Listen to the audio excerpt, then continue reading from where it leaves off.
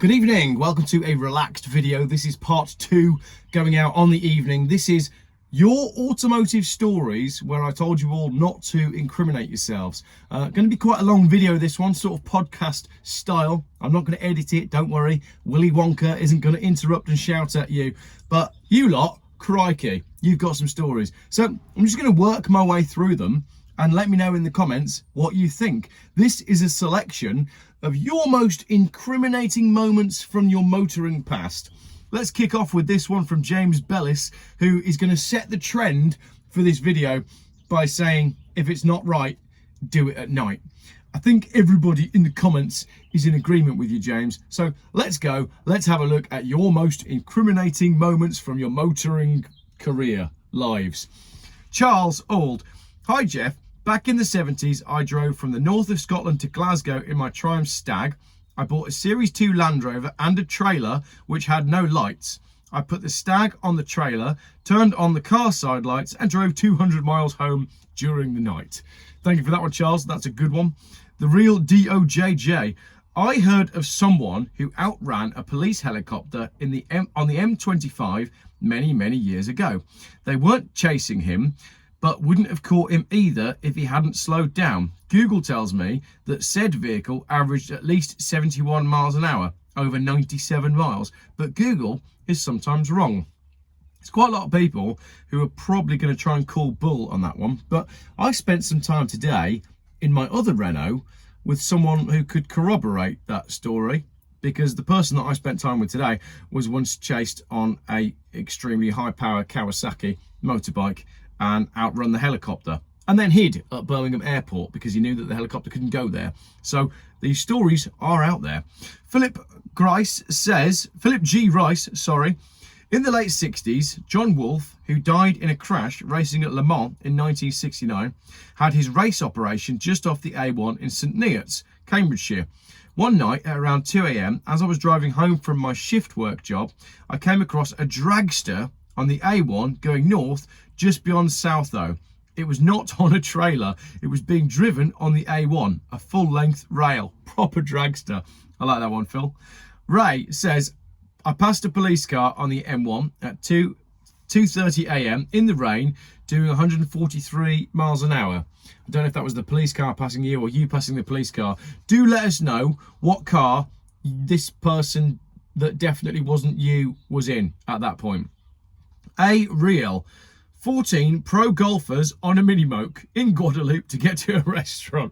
14 pro golfers on a mini-moke. The thing is, when you're on holiday, it doesn't count, does it? I mean, I dread to think how many miles I've covered lying in the back of an L200 pickup truck.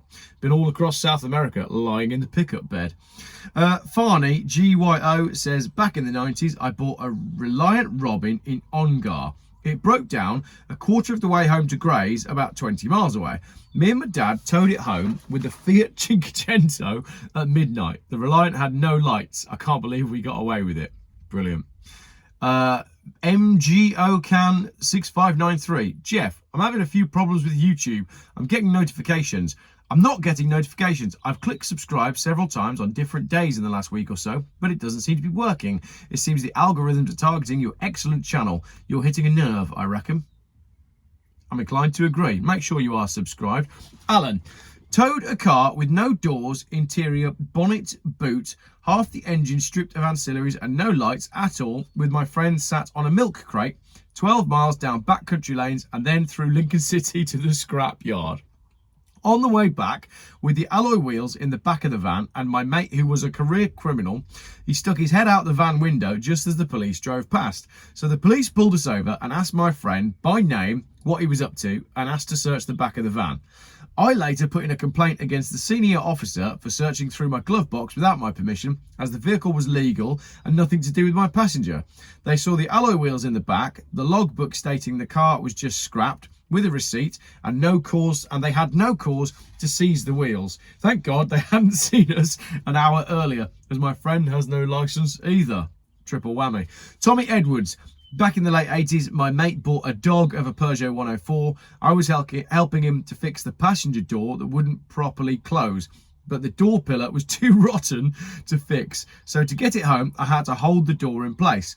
5 minutes after setting off, we got pulled by the old Bill because the back light was out, and my mate got out to talk to him, hoping he wouldn't take too much notice of the rest of the car. But he wandered over to see who was in the passenger seat and asked me to get out. I gently rested the door against the front wing and got out. His face was a picture of disbelief. After promising him that it was going to be scrapped the next day, he let us go, but had to help bump start it because the starter motor was knackered as well. Amazing what you could get away with back in the day. Thanks for that, Tommy. The InfoWorks channel name says, I heard about an Astra hatchback pulling a small trailer with a 15-metre triangular tapered self-supporting turbine tower in broad daylight on a major A road. Apparently there were no incidents. That would have been heavy, wouldn't it? Graham Peters says, years ago, I bought a speedboat and a trailer on eBay. I drove it 50 miles home, and as I was pushing the trailer onto the drive, the diagonal brace, which keeps the axle facing forwards, snapped off in my hand. It was rusted through at both ends. The brace the other side was in similar condition. Oops. I reckon if you've got a boat on the back, anything goes. Nobody knows what they weigh. G58, this is a long comment, but this is a good one. I once drove a Volvo 264 with a known busted cylinder block paper gasket from the UK to halfway up Norway in the middle of winter without snow tyres. Not totally illegal, but officially regarded as impossible. I was running an open radiator to prevent the cooling system from pressurising and forcing water into the oil, and I had a washer bottle with a water pump from an Austin 1300 rigged to top up the radiator every few miles as it boiled away. The system was wired up to a redundant switch on the dashboard. Naturally, the heater was on full all the time, so it helped augment the main cooling system. I was carrying litres of water in bottles and had to stop multiple times to refill everything. Once at a fast-flowing mountain stream that was only accessible over a field of 2-foot deep snow. What a memory! No one ever believes this story except my fiancée, who was waiting for me in our apartment halfway up the other side of the fjord. Despite coming off the road several times and performing the most ludicrous stunts to navigate up the steep inclines after disembarking from the multiple ferries and averaging 15 miles per hour over 2.5 days of driving, I eventually arrived in one piece, and I loved every single minute of the journey. Driving back to the UK in the same car, in the same condition, except for now with studded tyres, but now with my fiancée on board, fully loaded with gear, including a giant orange survival bag stuffed full of stuff, strapped to an old-fashioned roof rack with roof pads made of plywood and packing styrofoam. The customs guy at Harwich took one look at the car and quickly waved us on. Smoothest border crossing ever. Great fun. Thank you for that comment. What a memory. Dort Commendy Clowns says, towing a trailer with a 3-ton weight for 500 miles in Germany with a Citroen BX, where only 1,100 kilos was allowed. Buying cars in Germany and driving home on different plates. I like it. Val Ayer says, I passed a builder's trailer with at least 3 tons of square bales on it. I could smell the clutch when I was following. I passed it to reveal a Nissan K11 Micra. Do you know what? You see a lot of these trailers with bales of hay on, and often I look at them and think, wow, like how much weight are you towing there? Especially when you live in the country. Lenny H says, a friend once drove a Ford Zephyr to the upholsterers sitting on a milk crate. Yeah, I can believe it. 746 lorry in 1967. I drove all around my local area for 3 months on a provisional license in a 1952 Hummer Super Snipe, a 4-litre side valve straight 6. Nice detail, which I never registered in my name and had no MOT or insurance. I never saw any police in the rural area where I lived. My wife maintains that her older brother used to drop her to school and collect her from school in a Ford Granada. He was 16. Peter says, a friend of mine got back to Folkestone on the ferry from France after a mad drive on his Triumph 750 Bonneville motorbike. Disembarking well after dark in the pouring rain, only to find that the lighting circuit had failed during the ferry crossing. He drove from Folkestone back to North London by following the tail lights of other cars, and he never ever told his wife, who was riding pillion. I actually read that one out to my wife earlier on, and she kind of agreed with you for not telling the wife. Hi Geoff, it always seems to involve landies. However, I know of a Subaru pickup towing a car transport trailer loaded with metal shelving from the Scottish borders that, due to a road closure in Dundee, had to take a detour. So this is a Subaru towing a trailer full of metal shelving. While in slow-moving traffic, a Subaru pickup was seen on the side of the road with a for sale sign on it.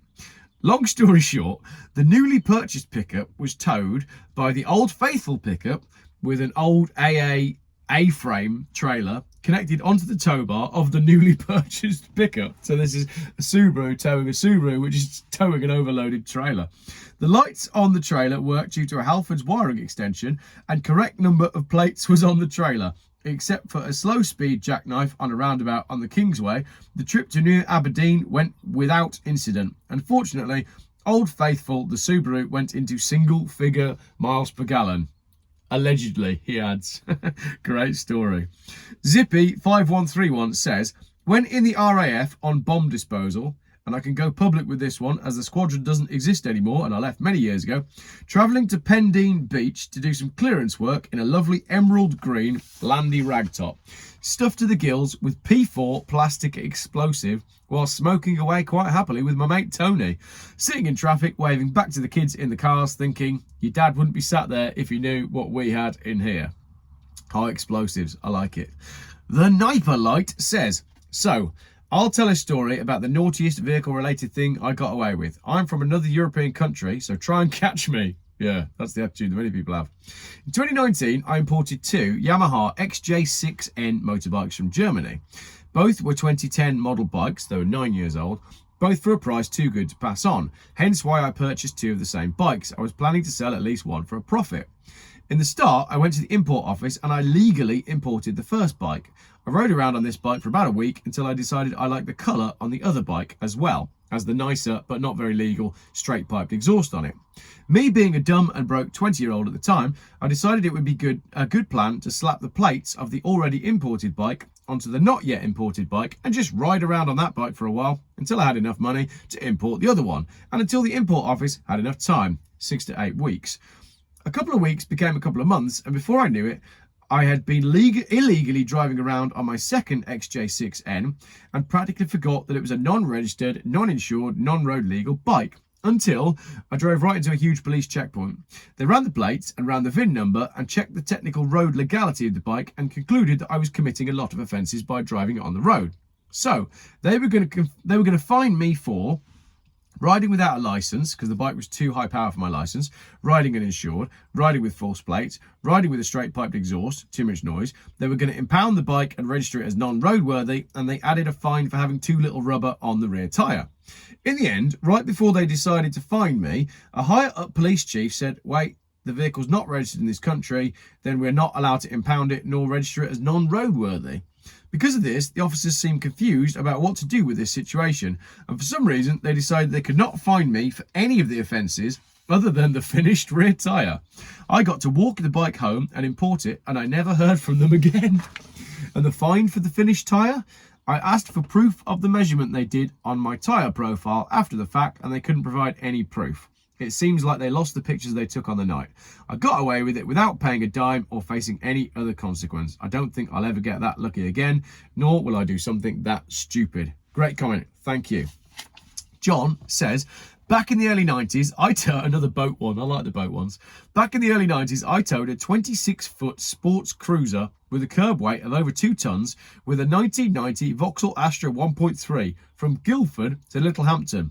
It took a while and a lot of overheating, but we got there in the end, but sadly the Astra never really recovered from that. But back in those days, people just sort of thought it was funny, and later that year I replaced the Astra with a Range Rover. Thanks for that, John. PLHE Bell 1 says, my buddy and myself got 2 cars ready for a demolition derby being held about 8 miles away, and we made these 1960s American heavy metal autos ready for the event. On the day of the demo, we drove the cars to the track, being so close that we got there before anyone else.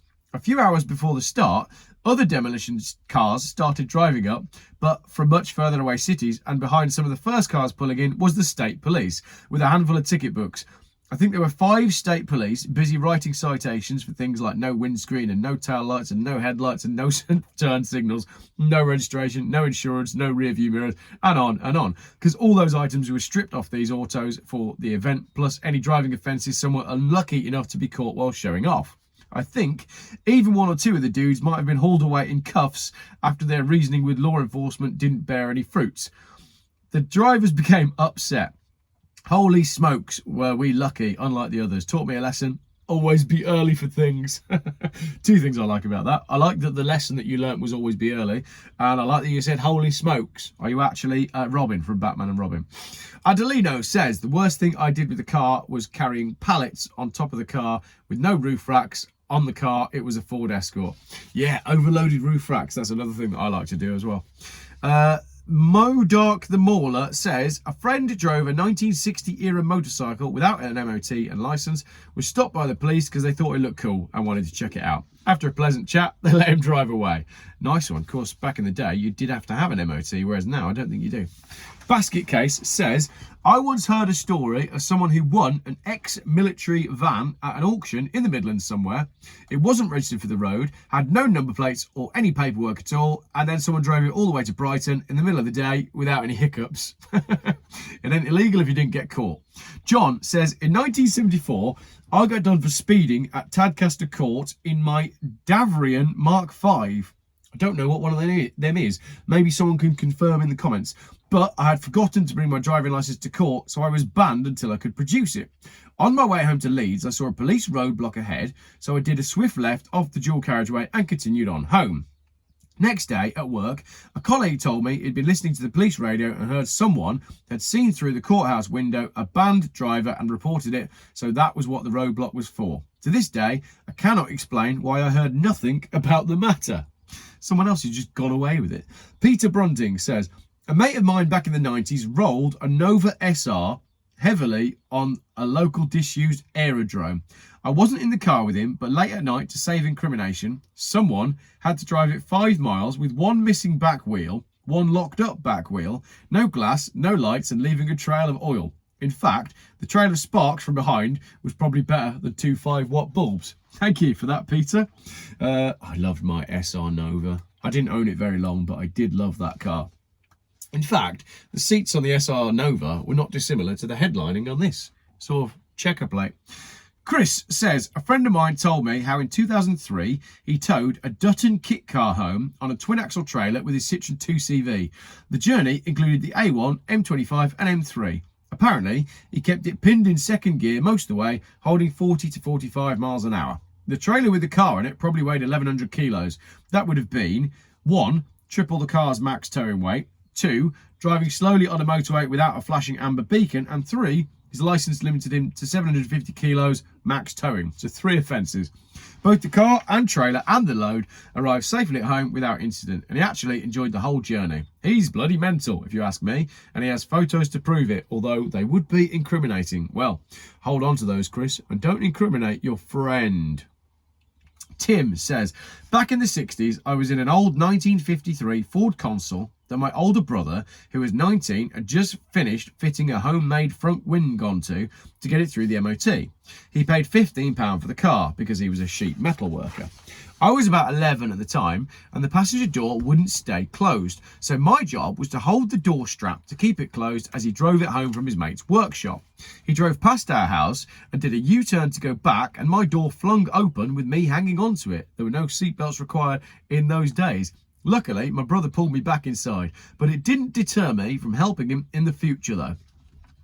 I think having brothers is one of those things where whatever your brother is up to, you really should just stand by them. I dread to think the amount of different things that me and my brothers have done with cars over the years. In fact, we got gifted, here's a story from me.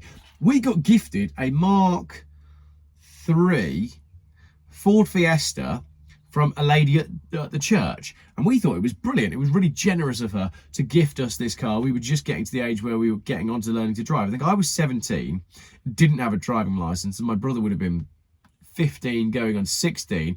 Obviously he didn't have a driving license, but because the lady from the church had given it to us, I felt like that was almost the same as getting a driving license. So I used to take my little brother out to teach him to drive in B&Q car park.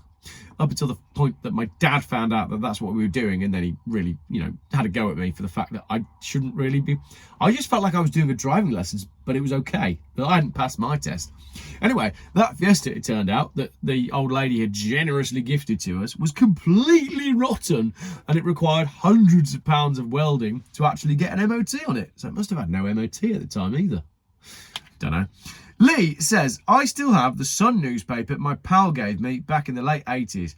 I need to go and dig it out and see what year it was. Lee Wilcox, who was 19, was caught speeding at 142 miles an hour in a stolen Porsche on the M1 near St Albans. Everyone laughed, but when I went to work, my boss had seen it and thought it was me. I was Lee Wilcox, age 21. Same name. He said he was going to sack me. It was a long time ago, but you reminded me of it. I'll go into the loft and see if I can find the paper. Send me an email. Peter says, Geoff, are you sure it's a Ferrari? I'm not an expert at all, but it looks like a Bristol. No, I'm not an expert either. It may well be a Bristol. Or, what was the other one that somebody was saying? Not a Lancia. Facel Vega. That one was coming up a lot as well. I tried to get into Bewdley Wildlife Park once when I was stoned and on the back of a Motor Guzzi Le Mans with a mate of mine who was also off his trolley. It's a true story. So we went to Stourport, and that's another story. Both of those two things are near me, and there's obviously the drive-through safari that has lions in it. So you probably don't want to be going through there on your motorbike. I did make a really funny video there some years ago when we went just after lockdown, and I was trying to ask the guy why everybody was wearing masks at a safari park, but that's another story for another day. Rich Brock 9876. Well, how about towing 7.5 ton industrial compressor with a P38 Range Rover? The trailer was without lights and brakes. I didn't do this 14 years ago, but I know a man who did. I dread to think what the fuel economy was like on that Range Rover pulling 7.5 tons, because it's bad enough when you're not towing anything on a P38. Any engine, even the diesels, are meant to be terrible. The Only Woody Two Shoes says, in the early 1990s, driving home from family in Wales to Suffolk, my Austin Allegro 1300 had an electrical failure about an hour from home, Chelmsford, shortly after midnight. The alternator plug had melted and everything was getting a bit dim lights-wise. Eventually, with the lights on the when the lights on the car started misfiring due to low voltage, the lights went off and it continued to run. Thankfully, it was a clear, bright, moonlit night on the A12 and the road was pretty much deserted. So I put a torch facing, this is the bit that I can't quite believe. I put a torch facing backwards on the rear parcel shelf with a red Quality Street cellophane wrapper in front of the lens so anyone coming up behind might see me. Yeah, might. I got home with the battery reading around 8 volts and I put it on a charger overnight. The next morning, the car fired up fine and I drove to the local British Leyland dealership to get a replacement plug for the alternator. Drove home, fitted it and everything worked fine. I kept that car for another 3 years and 40,000 miles before it finally rusted out and I bought a Fiesta. Great story. Thank you for that one. McNell's TV 1880. My number plate fell off during lockdown and I got pulled for it, but since the police weren't going to get within 2 meters of the car, he let me get on with my day, which was a great car driving day because there were hardly any cars on the road. Oh yeah, the great scam that was lockdown. Mark R49110. Geoff, I might know someone and his mate who accidentally ditched a £200 Renault 16 in a hedge. It had to be done, only to find it had completely removed the left front wheel and hub. The 2-mile drive home at 3 a.m. was an absolute hoot, apparently. It could only be done because of the torsion bar suspension. It actually improved the handling. Cheap cars in the late 80s were far more reliable. I know, I currently own a 1987 Renault 11 with torsion bar rear suspension. I was driving it today. Stephen Flower says, I towed a tractor on a trailer from Northumberland to Normandy and it stuck out a foot either side of the trailer. I'd rung the customs to ask if I needed any paperwork to go across and they didn't know. When I went through customs, I got stopped and all the customs officers gathered around to look at it. They asked lots of questions like how big is the engine and they were really interested. Then they waved me through after saying what a good job I'd done on it. Great story. Luke Wainwright. Hi Geoff, the worst one was when I drove my S2 Lotus Elise home from the Cotswolds around 8 at night. I live in Sheffield, so it's roughly 2.5 hours. The Elise then played a wonderful trick of losing the dashboard and headlights. The only things that worked were the fog lights. It took 4 hours with one stop by the police, 13 minutes from home. Let's say they weren't thrilled, but they escorted me home. Do you know what? The no lights thing, I've not had that happen to me yet. I've lost dashboard lights, yes, but I haven't yet done that. I have driven cars home with no MOT and no road tax and driven at night on the back roads and avoided the motorways, but that wasn't me, that was somebody else. Someone with a username I won't pronounce says, I used to drive myself to school in a car I bought for 50 quid. No MOT, no tax, no insurance, and no license. I was expecting him to put no problem at the end of it there, but it doesn't. That'd be like one of those things you find on a hoodie. No tax, no MOT, no insurance, no license, no problem. I even used to go in my school uniform. That old Escort would be worth pounds today, even though it was a minger. Thank you for that comment. Last few now. Pete says, when I was about 14, I'm 62 now, I had an old Vauxhall Viva HB that I used to tear around the fields in because we had a small farm. One winter, after it had been snowing in the evening, I took it out around some of our country lanes, handbrake turning, spinning and generally being silly. Then I put it in a hedge. The putting it in a hedge thing seems to be a theme for all of us. Luckily, I managed to get out again and I came back late and Dad didn't even know, thinking I had been in one of the sheds all the time. Fond memories. Shortly Tall says, I heard about my Mercedes 190D smashing into a hay bale at 110 kilometers an hour when it fell off the truck in front. It smashed the sump, so someone that looks a lot like my dad flat-towed it the 70 kilometers home-ish using a 1.5 meter steel cable. I imagine that was scarier than it sounds, especially when the guy who looks like my dad got bored and started doing the speed limit again.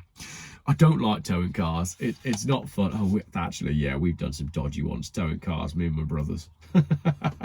It's when you're towing cars that are almost exactly the same weight. It's just violent, isn't it?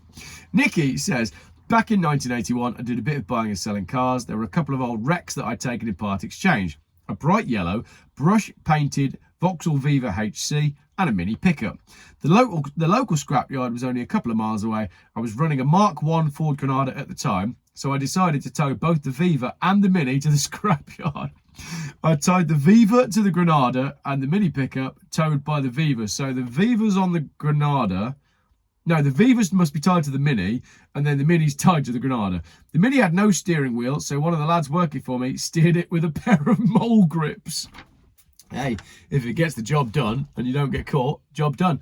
Last one, David Adams. There will be lots like this happening as our taxes rise and rise. No MOT will be first, and then no tax, and then no insurance, and the illegals get away with it. So, a serious and rather truthful end to what was actually a pretty funny video. I enjoyed reading all of your comments on that one. Thank you very much, everybody, for sending those in. If I didn't read your comment, I apologise. If you liked the video, make sure you hit subscribe and tell me which your favourite story was. There were some absolute clangers in there. So, thank you very much for sharing those comments with me, and catch up with you Wednesday. Wednesday, more work is being done on this car to prepare it for the restoration show. I'll be there Friday, Saturday, Sunday. Come and say hello. Come and see this car and hang out.